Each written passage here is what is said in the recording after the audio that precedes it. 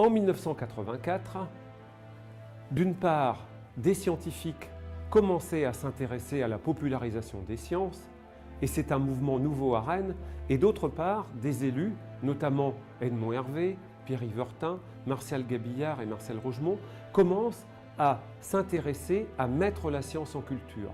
Il y a un rapprochement finalement entre nos élus et la communauté scientifique qui aboutit au lancement d'une étude de faisabilité pour mettre en place un centre de culture scientifique, technique et industrielle. Il faut dire qu'au niveau national, la Cité des Sciences allait ouvrir à Paris en 1986. À Rennes, une réflexion, une étude réalisée par Bernard Béret est produite. L'étude est en cours. Marie-Madeleine Flambard devient chargée de mission, directrice du CCSTI, et puis le CCSTI commence à faire son petit bonhomme de chemin. En 1986, date très importante, le CCSTI s'implante dans le centre Columbia avec d'un côté une bibliothèque scientifique pour le grand public, de l'autre un lieu d'exposition pour présenter la science en train de se faire à Rennes. C'est une date très importante puisque nous nous implantons là où est le public. Cette implantation, c'est elle qui va déterminer notre relation avec les scientifiques et surtout avec le public. Parce que finalement, nous allons rendre la science accessible. Il faut bien se dire qu'au début, les scientifiques nous imaginaient sur le campus de Beaulieu. Les personnes qui s'intéressaient à la culture ne comprenaient pas pourquoi nous allions dans un centre commercial près d'Hermès, le dieu du commerce, avec toutes les connotations quelquefois négatives qui sont attachées à ce monde. C'est quelque chose d'important pour le CCSTI et de déterminant pour son avenir. Le temps passe, nos premières expositions démarrent d'ailleurs tout doucement. Le CCSTI fait ses premières réalisations, des expositions d'ailleurs plus ou moins réussies, des premières conférences qui, elles, attirent beaucoup de monde, les rencontres biologie, santé, culture.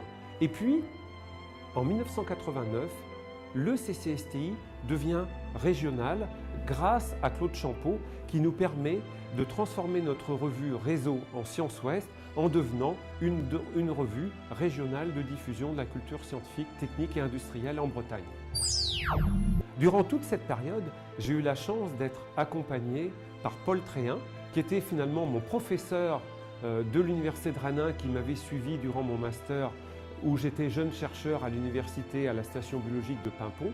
Et c'est avec lui que j'avais développé mes premières actions de communication scientifique et de vulgarisation auprès du monde rural et forestier de Paimpont. Et il m'accompagnera durant toute la période de développement de l'Espace des Sciences. Durant ces années, j'ai eu la chance de rencontrer une personne qui m'a beaucoup inspiré, c'est Hubert Curien.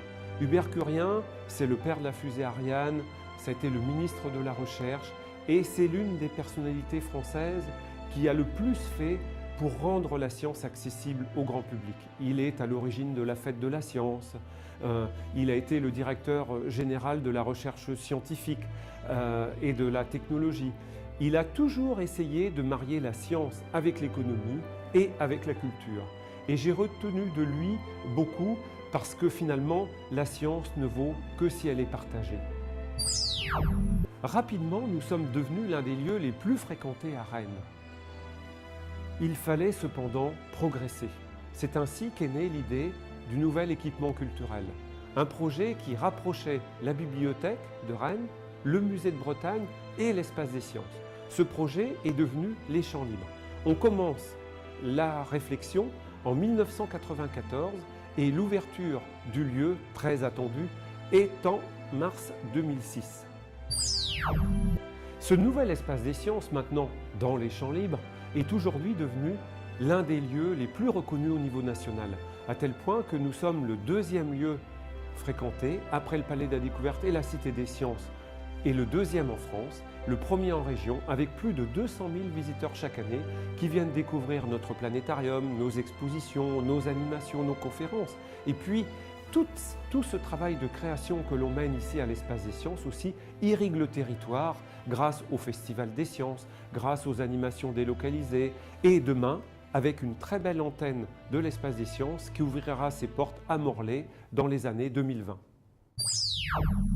Plus que jamais, la science est utile au monde d'aujourd'hui. Elle fait partie de la culture, elle nous permet de faire reculer l'obscurantisme et je pense que les plus belles pages de l'espace des sciences sont à venir.